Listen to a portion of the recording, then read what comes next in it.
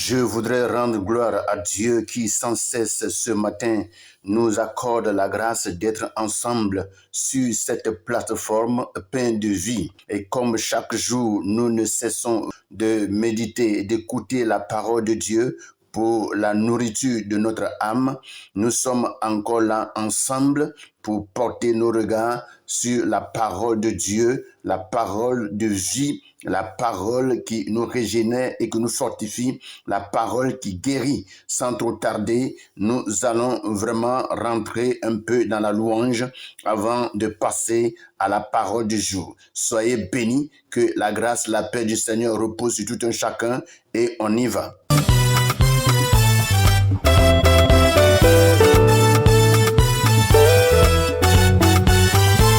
Aïe aïe aïe, Jésus est bon, il est bon. Oh, Jésus est bon, Il est bon. Oh, mon Rédempteur est bon, Il est bon. Jésus est bon, Il est bon. Aïe aïe aïe, il est. Aïe aïe aïe, il est. Oh, aïe aïe aïe, il est bon. Aïe aïe aïe, il est. Aïe aïe aïe, il est. Aïe aïe aïe, il est. Oh, aïe aïe aïe, il est bon. Aïe aïe aïe, il est bon. Aïe aïe aïe, Jésus est bon, Il est bon.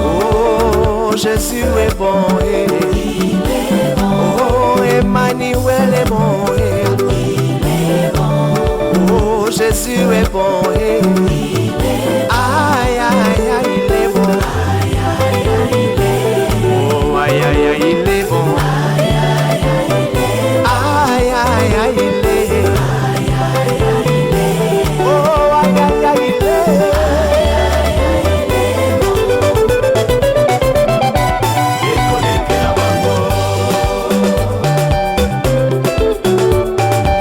Maboko likolo. Betela ye bololo bololo bololo bololo bololo. Yesu samala. Yesu sabolingo. Ah, Yesu salinga bien. Tu m'as fait du bien, Seigneur. Tu m'as fait du bien, Jésus. Moi, j'ai levé les yeux vers la montagne de mes cœurs, secours-moi. Aïna tomboli biso na mama, esika mabiko mutama.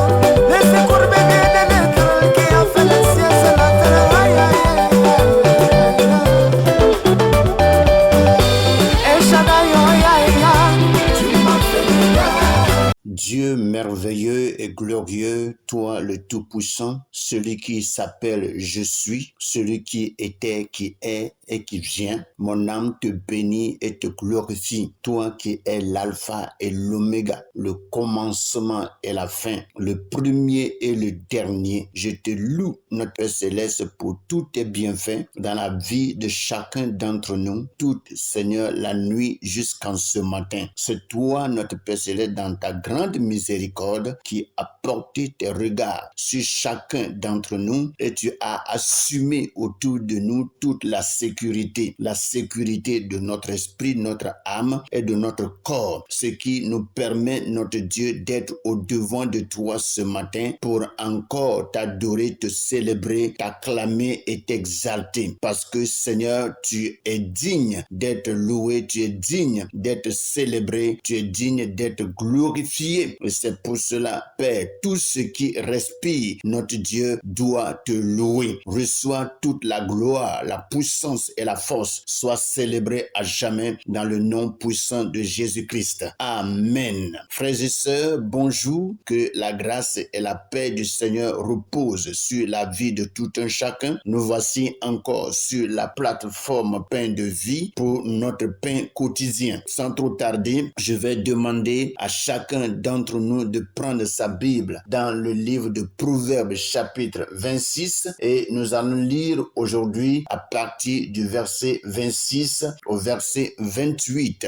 et je vais rapidement lire dans la version Louis II. Il est écrit: s'il cache sa haine sous la dissimulation, sa méchanceté se révélera dans l'assemblée. Celui qui creuse une fosse y tombe, et la pierre revient sur celui qui la roule. La langue fausse est ce qu'elle écrase, et la bouche flatteuse prépare la ruine. Voici ce que Louis II nous dit ce matin. Nous allons passer à la version français courant et nous lisons le même passage, Proverbes chapitre 26 à partir du verset 26 au verset 28. Et je lis, il est écrit: il est assez rusé pour dissimuler sa haine, mais tout le monde finit par découvrir sa méchanceté. Qui creuse une fosse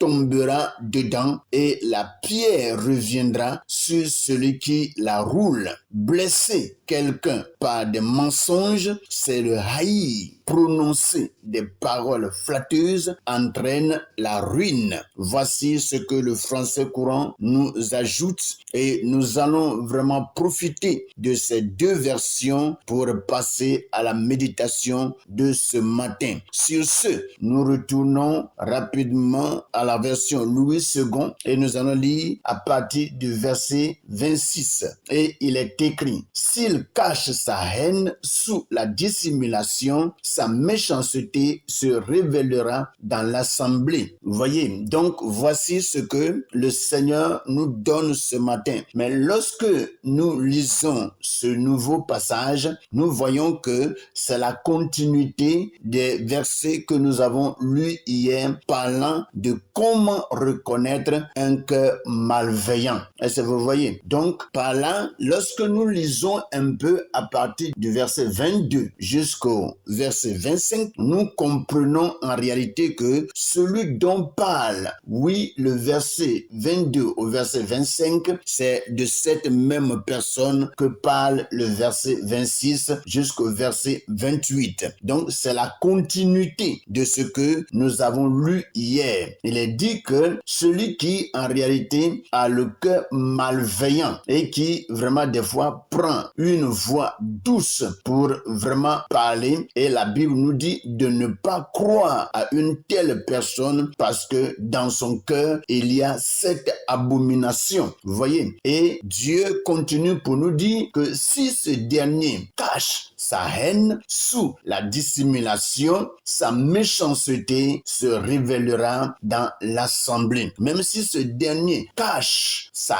haine, la haine qu'il a pour vraiment son frère, la haine qu'il a pour sa sœur, la haine qu'il a pour quelqu'un, il faut dire que cette haine va finir toujours par se révéler. Mais cette haine va se révéler où? Dans l'assemblée. Ça veut dire que tout le monde connaîtra que ce dernier vraiment est un méchant. C'est quelqu'un qui vraiment a caché son état d'être depuis longtemps, mais qui finit par être au devant de tout le monde. Vous voyez, il est dit, celui qui creuse une fosse, il tombe. Celui qui creuse une fosse, il tombe. Et la pierre revient sur celui qui la roule. C'est clair, mes frères. Lorsque quelqu'un creuse un gros trou, avant que vraiment le trou ne soit profond, il faut que toi-même tu y entres. Donc, tu dois tomber dans cette fosse d'abord, avant que quelqu'un d'autre n'y tombe dedans. Et il est dit que celui qui roule une pierre, dit, et la pierre revient sur celui qui la roule. Ça veut dire celui qui roule une pierre, si tu manques un peu de force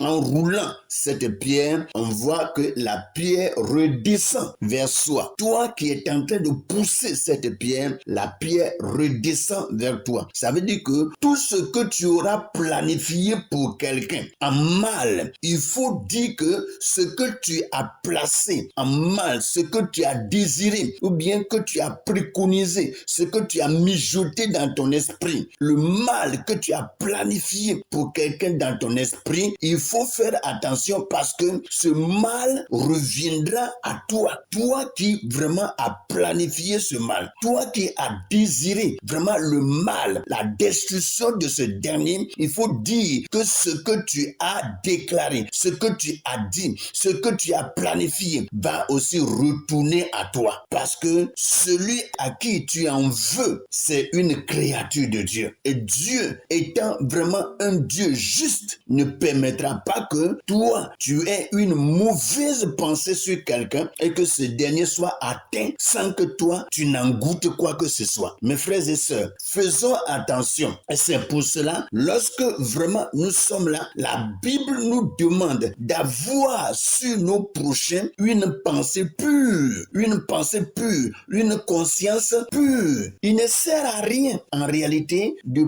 penser en mal contre quelqu'un. Tu ne gagneras rien, tu n'auras rien, tu n'hériteras rien. Donc, ça ne sert à rien de le faire. Il est mieux d'avoir une bonne pensée sur ton frère, sur ta sœur, et ce que tu penseras de bien sur ta sœur, ou soit sur ton frère, te reviendra aussi en bien. Il n'y a rien des fois que nous faisons et qui ne nous revient pas. Si tu fais du bien, le bien va te rattraper. Mais si tu fais le mal va te rattraper. Et c'est comme ça la vie. C'est comme ça la vie. On ne peut vraiment pas changer ça. C'est comme ça que Dieu a fait le monde.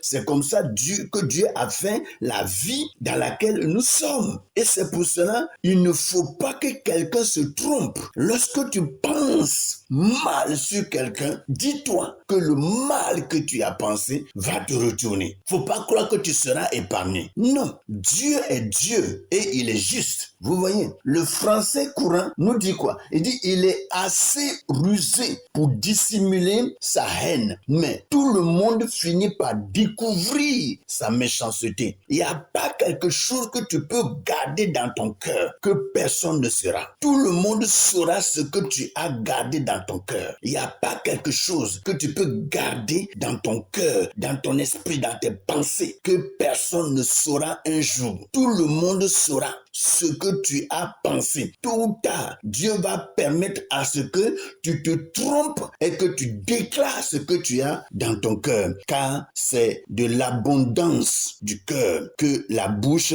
parle. Quand ton cœur a trop emmagasiné, il faut dire que la bouche va s'exprimer. Et c'est pour cela que nous devons beaucoup faire attention. Voyez, il est dit, qui creuse une fosse tombera dedans et la pierre reviendra sur celui qui la roule. La pierre reviendra sur celui qui la roule. Tout ce que tu fais là, il faut savoir que ça va retourner ça va retourner. Et c'est pour cela, il faut savoir ce que tu planifies, ce que tu penses sur les autres. Et quand tu penses quelque chose de bien sur quelqu'un, le bien t'arrivera, mon frère. Ça, c'est clair. C'est la règle du jeu. Le jeu dans lequel nous sommes avec Dieu, avec le Seigneur Jésus-Christ, c'est comme ça la règle. Si vraiment tu penses bien, le bien t'arrivera. Tu penses le mal t'arrivera. Et c'est pour cela, mes frères et sœurs, veillons vraiment sur notre pensée. À quoi nous réfléchissons? Est-ce que lorsque nous regardons nos frères, nos sœurs, ce qui vient dans notre esprit, est-ce que c'est du bien pour leur vie ou bien c'est du mal? Non. Évitons ces choses pour que nous ayons vraiment dans notre esprit le bien, pour que chaque jour que Dieu fait pour nous, le bien soit notre partage. Il est écrit, qui creuse une fosse tombera dedans et la pierre revient à celui qui la pousse. C'est clair. La pierre revient à celui qui la pousse. Vous voyez? Donc, dans la version Louis II, il est écrit que la langue fausse est ce qu'elle écrase et la bouche flatteuse prépare la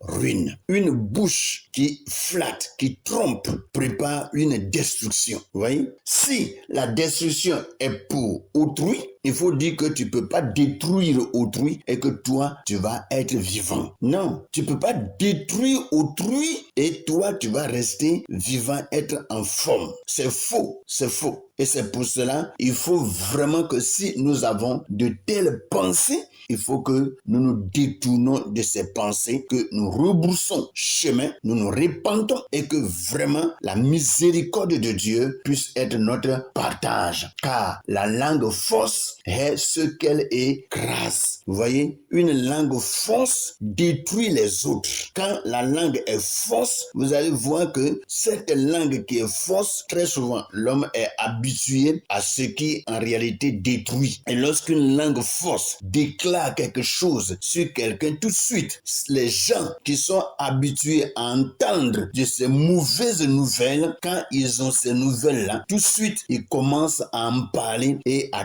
détruire détruire la vie de ce dernier par la langue, par la bouche. Mes frères et sœurs, nous devons beaucoup faire attention. Qu'est-ce que nous déclarons sur nos prochains? Qu'est-ce que nous disons sur nos frères? Faisons attention. Et que chacun veille vraiment sur sa langue, veille sur ses lèvres pour que tout ce que nous allons dire ne soit pas ce qui est mauvais et qui revient à nous plus tard. Faisons tout pour ne pas détruire avec notre langue, avec notre parole, mais que notre parole puisse bénir la vie de chacun et restaurer une vie dans le nom puissant de Jésus-Christ. Car est-il dit, blesser quelqu'un par des mensonges, c'est le haïr. Prononcer des paroles flatteuses entraîne la ruine. Blesser quelqu'un par des mensonges, c'est le haïr. C'est vrai. Parce que si tu blesses quelqu'un en mentant sur la personne, vous voyez, très souvent, on peut mentir une fois sur quelqu'un.